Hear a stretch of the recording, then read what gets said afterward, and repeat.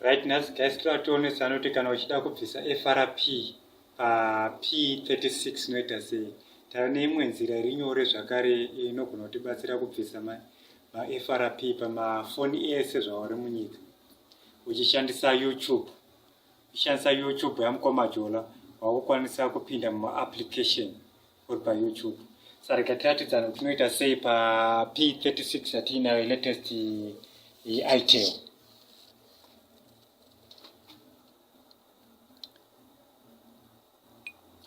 Saka patiri kuti FRP apa phone yako nongo waita restart yobva yazotanga kuti kuramba kupinda mu system yakuti isa Google account. Saka tinobvisa sei Google account yoyi. Saka panapa tiri kuona kuti takunzira pa TCH Wi-Fi no connecta ku Wi-Fi.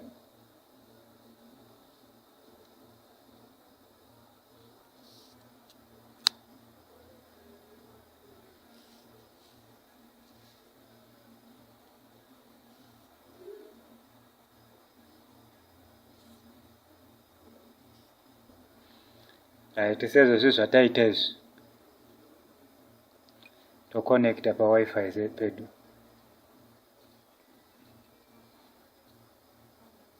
Izvi zvinokonzerwa kuti phone inenge waiflasha nemaoko. Saka kana uchinge waiflasha nemaoko ine yakubehaviour kuti ndabiwa. Saka kuti upinde musystem uri kufanira kuisa Google account yanga chimboshanda kudhara. Saka kuti uite izvi iwewe Google account yacho usingaizivi. Saka tirationesa nepanapa kuti ndeipi nzira yaungashandise kuti ukwanise kupinda mu system uchishandisa YouTube we.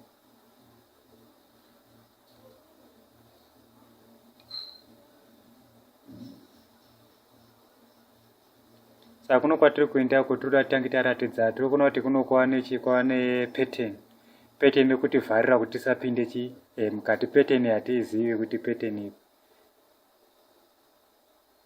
Sezvatiri kuita izvi. Saka takaona kuti pattern tinoijamba sei.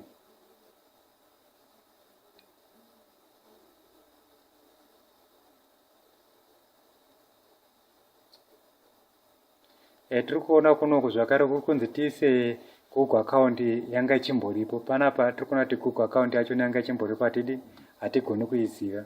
Saka kwese wakavharirwa kuna way. Chega ndikuratidze way yatofara kushandisa. Right, tiri kuona kuzasi kunoku pane vakanzi emergency call ovhura ipapa. Tiri kuona pazasi zvakare pakanzi emergency information ovhura ipapa. Saka kuti ukwanise kuita izvi unofanira kutanga waisa line rinenge rine manhamba. Klika pana uya pakanzi add contact. Saka kuti ukwanise kuadd contact parofara kunge paine line rinenge rine manhamba sezvatiri kuita izvi. Saka unongonopika any contact inenge iri muline mako saizvozvo. Yapinda sezvo wavhura zvakare kudai. Chinge yavhura tobva tauya kuno woti share. Right, tiri kuona panapa pane ma options akawanda. Saka unobva uya pa option yema messages. Right, new message.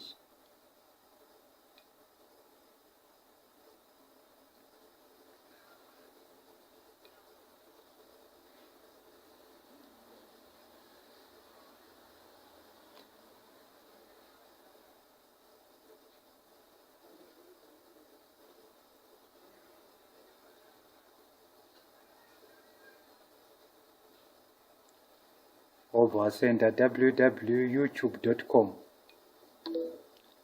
Seusenda kwataita apa tiri kuona ipapa musoro apa ubva warova ipapa. Uchinge warova ipapa ubva wasendwa kupi kuYouTube.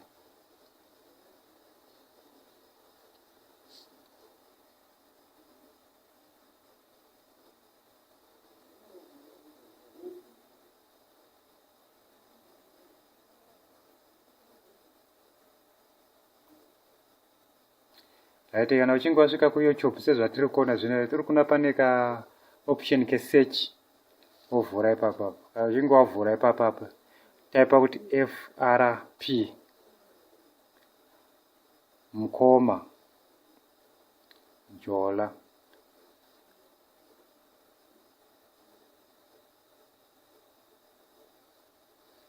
Mkoma Jola sezvezvi zvobva kuti search.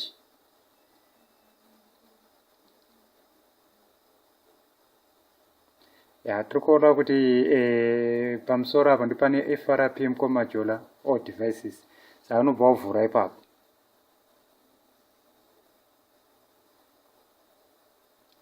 Uri kupi kwauri unokwanisa kungopinda sezvezvi zvandaita izvi.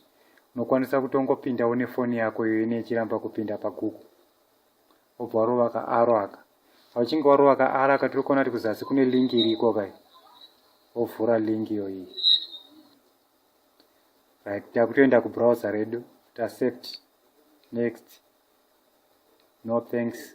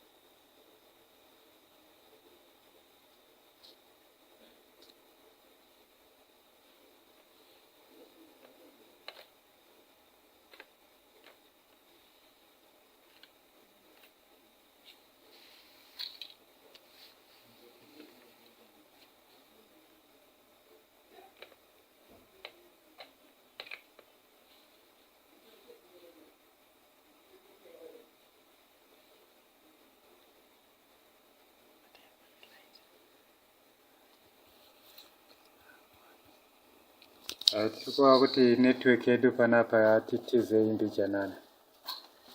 Network yedu yaita shoma.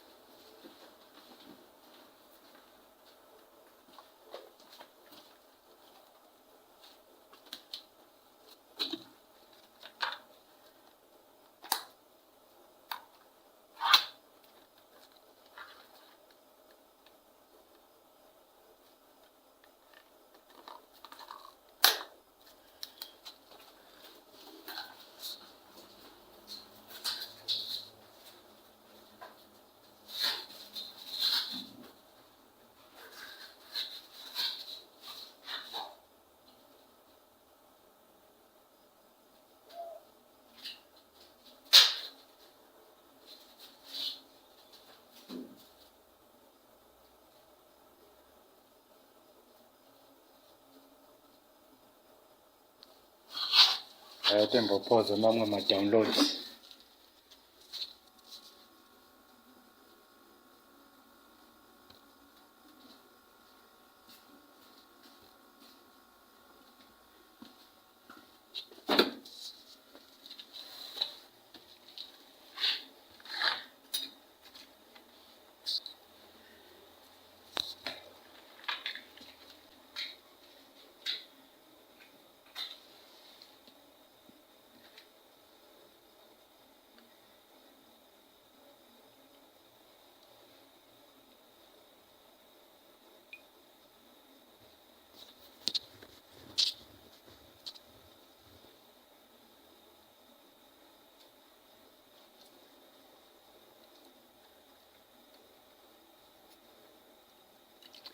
Right, network yedu yazodzoka manje yange yambotitize. Tiri kuona kuti panapa takwanisa kupindaje muma application.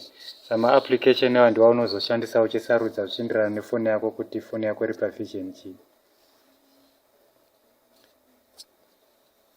Tanga nekuvhura Android. Saizvozvo.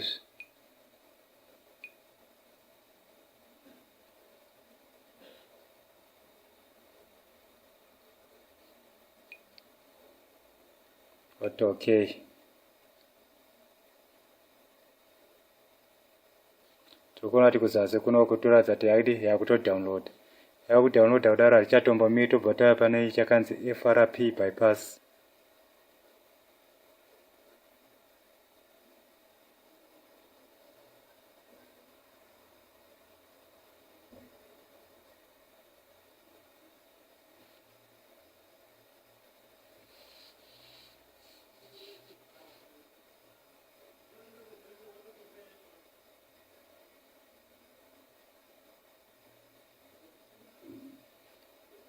okay. Details. Tiri kuti maapplication edu ari kudownloada kuno. Saka newe yatashandisa iyi ndiyo yaunokwanisa kutoshandisa pamafoni ese mazhinji acho. Unogona kutongoshandisa weyoyo patakavhura apa maapplication ese aripo ipapo unongosarudza. Saka kana chinge yapedza zototanga neGoogle account kuupdate.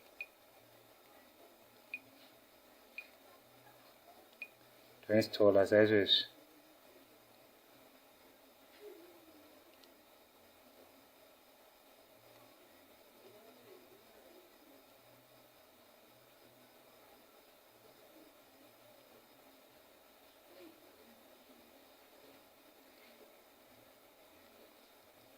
Tikanze forward done. Toya pane rekupedzisira iri. FRP redu. Kuti FRP redu rishande unofara kutanga waisa application rakanzi Google account. So that iri rinozokwanisa kushanda. Kana rirega ringakwanisi kushanda kuti ribvise Google account yakudhara yayi. Dot open. Sezvatiri kuona kumusoro kune 3 dots dziri kukoko dzobva wavhura idzodzi dzobati browse sign in. Okay.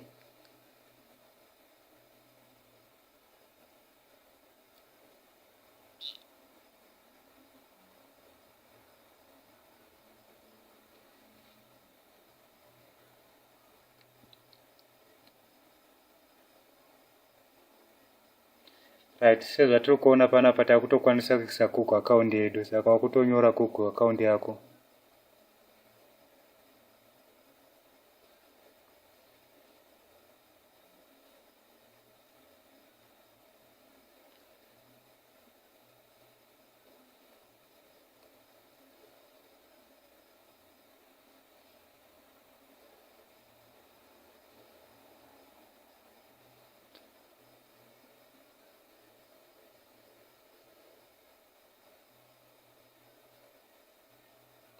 Mkoma Jola at gmail.com. What next?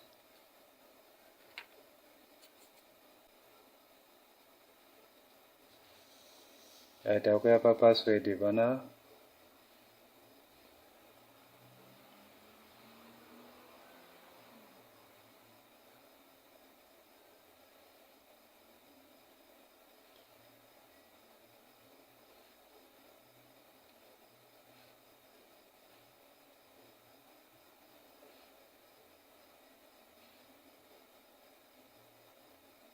Right, towatati next.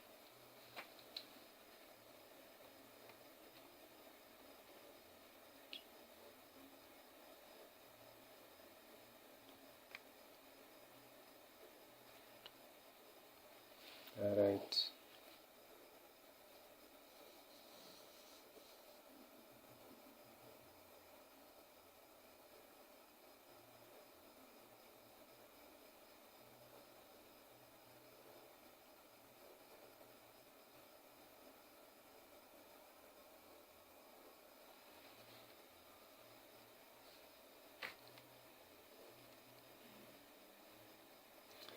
Right, sezvatiri kuona izvi tatosaina foni yedu. Tatoisa Google account kureva tatobvisa yakudhara yayi. Todzoka kunoku. Toti restart foni yako.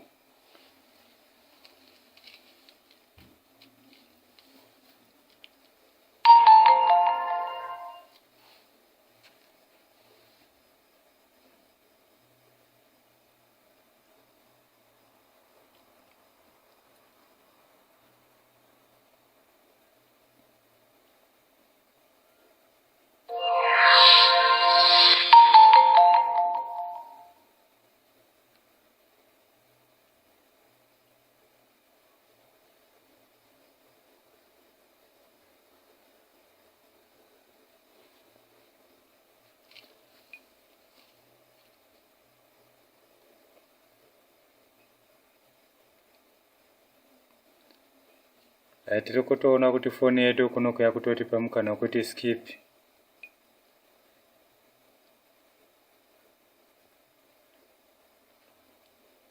remember kuno kuti tambovharirwa nepassword neGoogle account.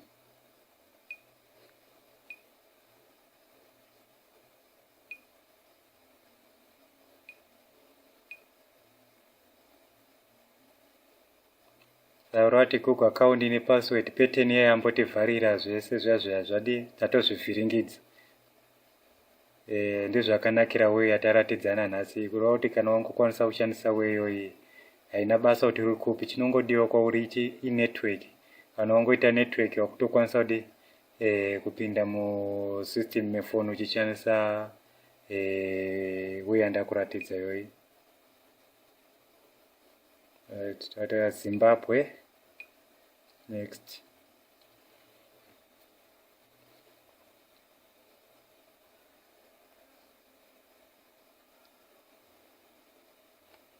Right, sezvatiri kuona guys, phone yedu yadi yatopinda musystem sezvo zvizvi.